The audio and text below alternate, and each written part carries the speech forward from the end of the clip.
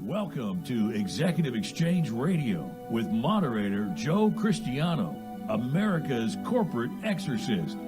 Hosted by Dr. Jennifer Beeman and George Gutierrez, trusted advisors to chief executives and business leaders across the nation. If you would like to add to the conversation, call 646-652-4620. Welcome, everyone, to Executive Exchange Radio. I'm your moderator, Joe Cristiano.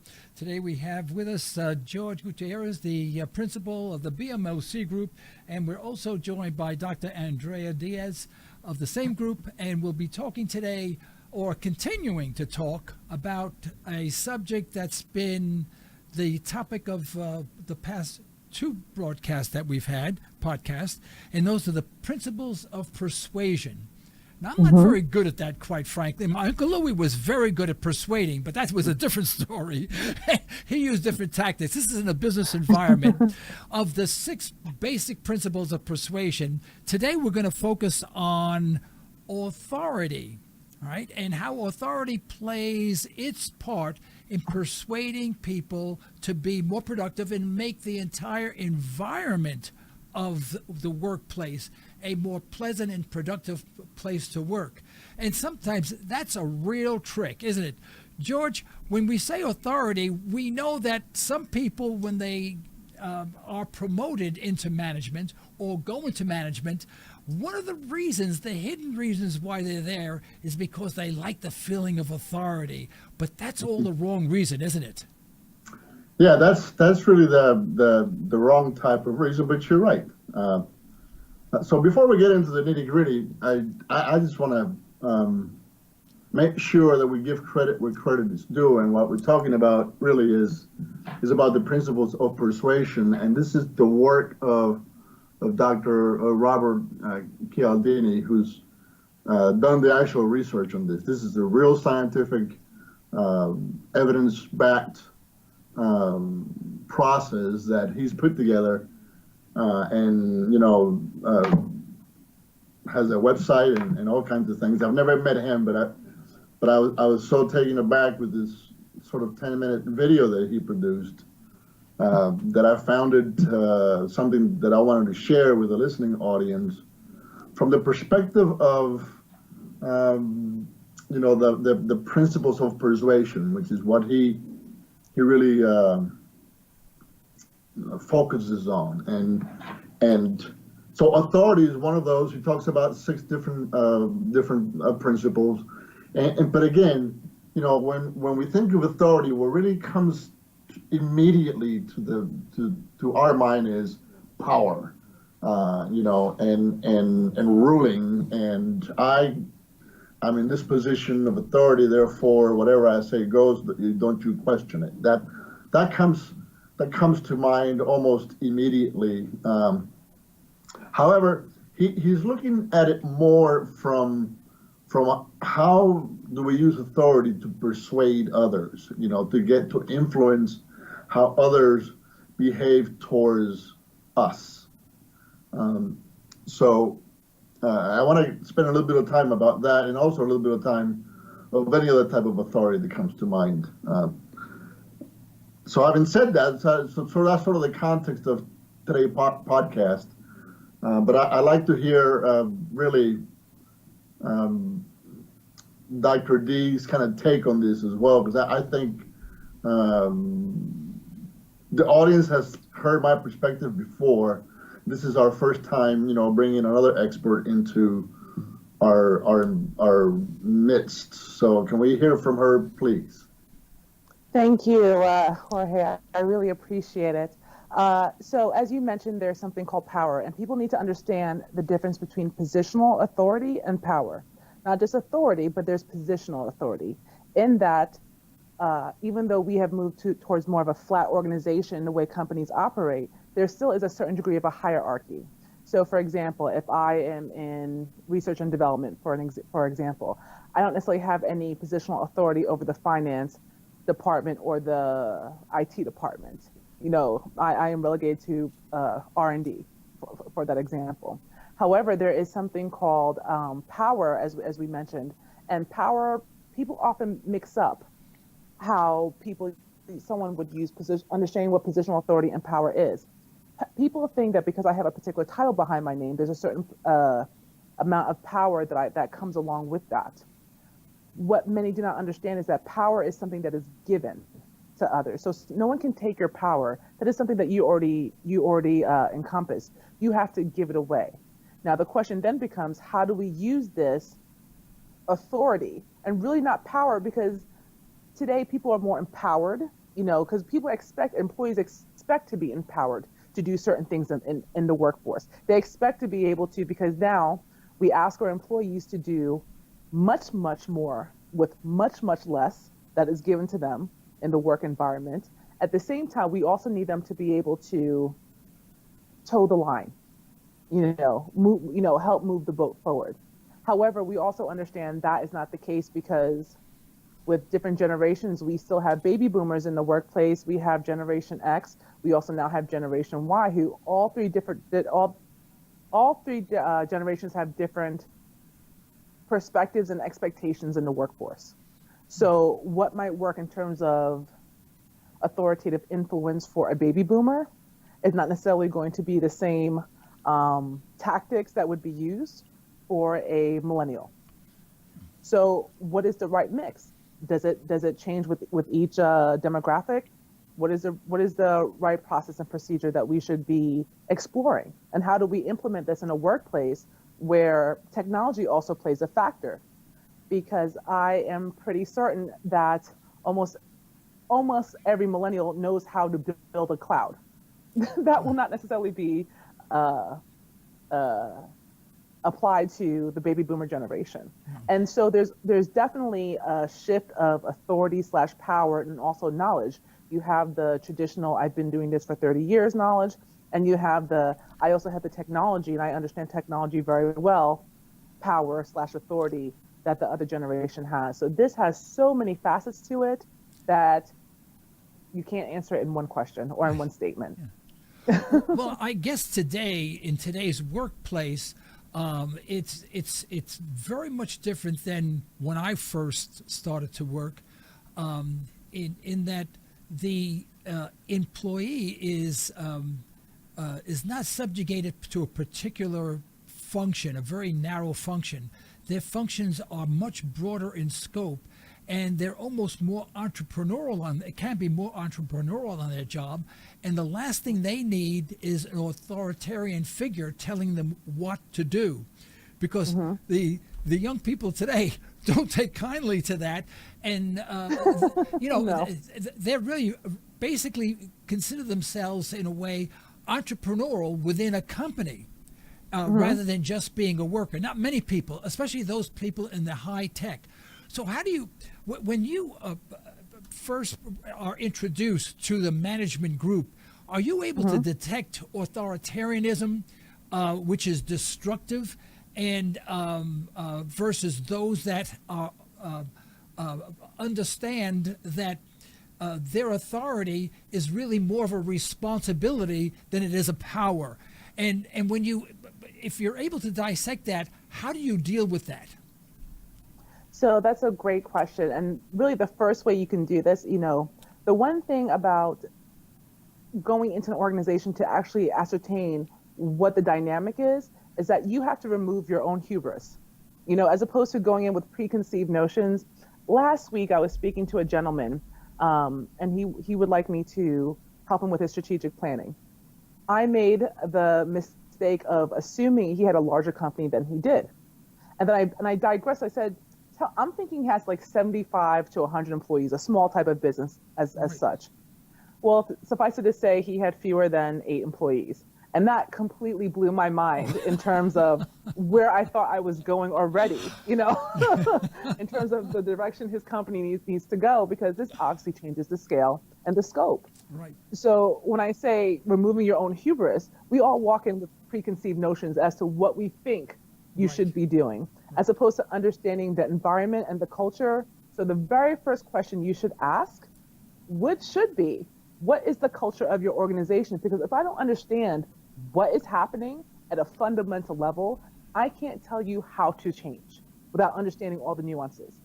Right. How do you ask a question? What's the culture of your organization when you may not be certain if they understand the question? Because I think if someone asks me culture of my companies, I wouldn't know how to answer it other than the employees run the place and they tell me what to do. That's the truth. I have no turnover at all. They love me, They say, oh, yeah, we tell them what to do. We even tell him how much we should get paid, and he gives it to us, He's like a wet mop, this guy. The part of the course. But it takes all types of people. I'm on one end of the scale. But how do you work with that? I mean, how do you determine that and work with that? Well, I know many people are not fans of questionnaires or surveys, but the reality is that they're a necessary evil because I can't read your mind. I'm not the Svengali. I don't have a crystal ball, And so what I have found is that if you take a sampling from the various sections of the organization, because I guarantee you what the leadership thinks is happening in the organization is very different from what a first line manager is thinking of what's happening in the organization. And sometimes it can be something as simple as having a conversation as, please know that this is not the emperor's new clothes. Okay. Right. You really, there are some fundamental things. If you want to make a change, a legitimate change, you're going to have to ask the hard question. Right. And this is something that is almost like being honest with yourself. If someone says, and this is maybe coming from a woman's perspective, how do I look? Yeah. I've always told my friends, do not let me step out looking crazy. Okay, so if there's anything that you see, please just tell me. Just tell me.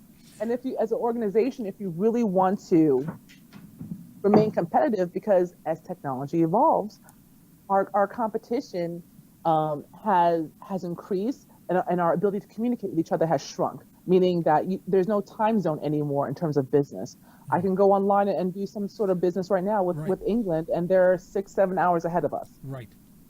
Time zones are irrelevant nowadays. Right. So, having everyone, more and more organizations are pursuing virtual structures. People are eliminating things like overhead. Yeah. We now have more accountability and expect more accountability of our employees than we ever have before. And you know what? There's work-life balance. If you live in a populated area, you spend more time in traffic than probably at work, truthfully. Yeah. Just trying to get there. Right. And then you're unproductive, you're stressed, you're this, and blah, blah, blah, blah, blah. Yeah. So, all of this is changing. Of course, you have metrics and measurables and deliverables and benchmarks and all those things. At the same time, the expectation, not only locally, but globally has now changed in terms of who can say what and what influence. And, a good job goes a long way more today than I think it has probably 30 years ago. Because to me, it's something that people have stopped saying because they just expect you to do it. Right. Right. Well, so when you actually have that said to you, I'm sorry, are you talking to me? That's okay. I'm sorry I interrupted you. When you take a survey and are you able to get a good feel, an honest feel from the employees, where the management team falls in that area of authoritarianism? Or is that a difficult thing to do? It really depends on the level of trust that's already established in that organization, because if there are some fundamental issues, you're not going to get you can only work with the information you're given, if you understand. Some people will tell you the actual story. We understand that perception is subjective to, because if you're disgruntled, then everything's wrong and that type of thing. So you really go with what would be the middle of the road, somewhat consensus. Yeah. So what you're saying is that they don't tell you directly an attribute of the manager. They relate it to the workplace and the problems they have, and you can deduct from there that they have a problem with managers. I guess it's an indirect type thing. Yeah. Yes, or the processes being, sometimes it's I've said this to my students.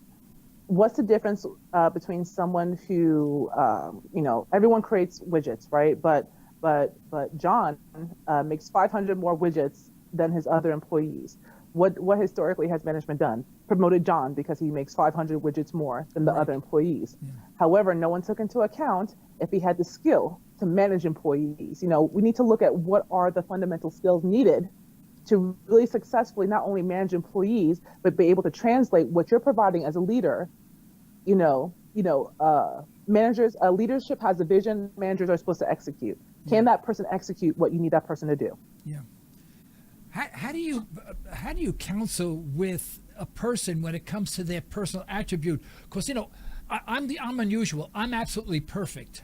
So I have no faults whatsoever. I know you knew that, but I think that my audience should know that. So when you go out there and and you find that all my employees have a gun in their drawer, there may be a problem. They're not particularly like working for me.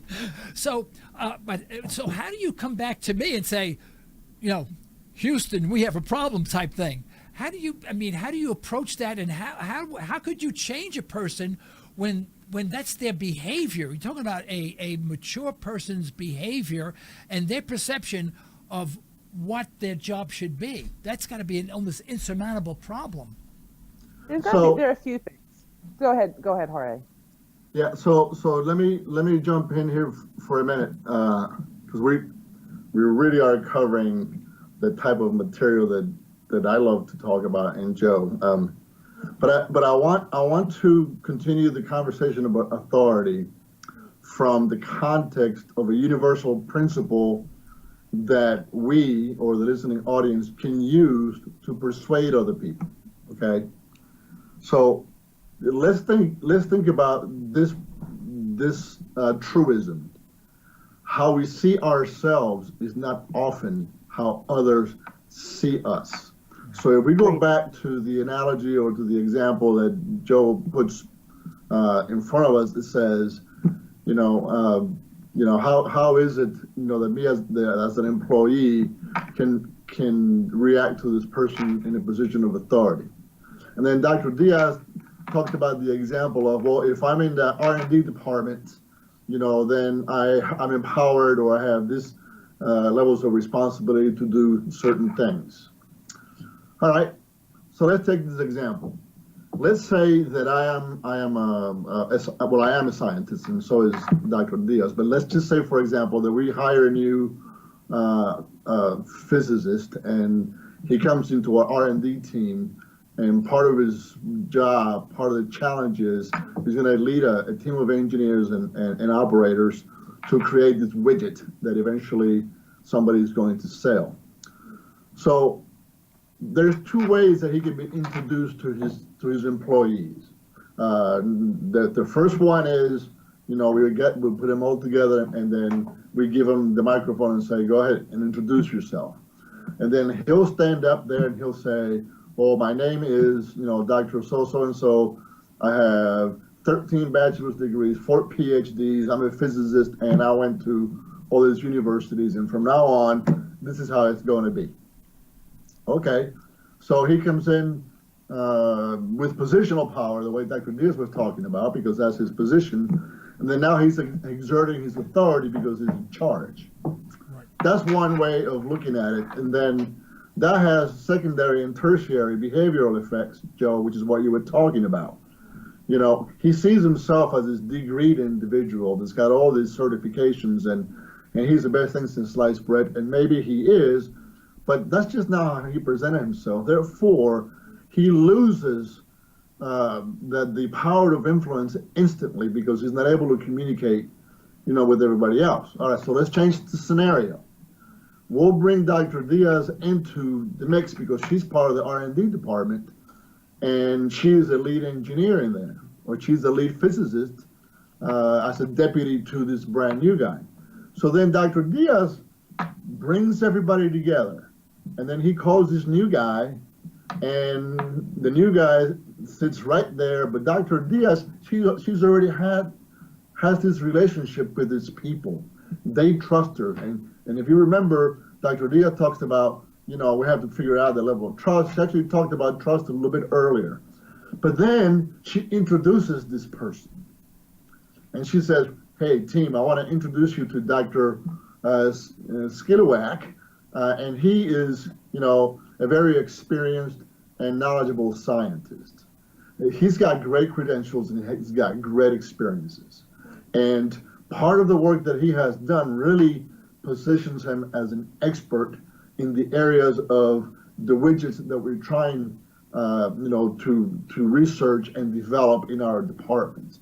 So I can't wait to work with him. So I want to introduce today, to Dr. So-and-so, and if you have any questions, make sure that you're able to, to sort of interact with him. See, she presented himself as an expert, okay? So now she's created this vision, or this, she visualized, she created this picture into the rest of the employees' mind, that now they see him as a person with this experience, as an expert in the areas that they all need help in. So they are more likely to embrace him and then go through the different stages of team development, as opposed to if he came in as an authoritarian and saying, this is who I am. So now it's up to him to really, use that authority, because she gave it to him. She gave him the authority. Right. He never even opened his mouth about it. He never even said anything about himself. Somebody else said, this is the guy. Let me put you in contact with this guy because he knows more about all these things than anybody else. So I think that's part of what Dr.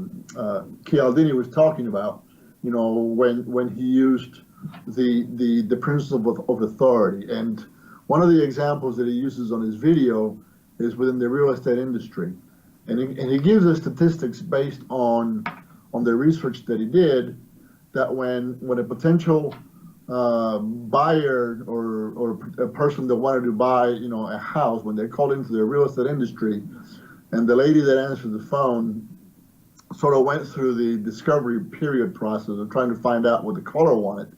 And then the caller said, says, this is what you're looking for. Let me put you in contact with this real estate agent. And by the way, this is probably one of the best real estate agents in the type of house that you're looking at. She's got a history of closing houses in the market area that you're looking at higher than anybody else. And normally she's able to get more than the asking price. So I think this is the person that I need to put you in contact with. Yeah.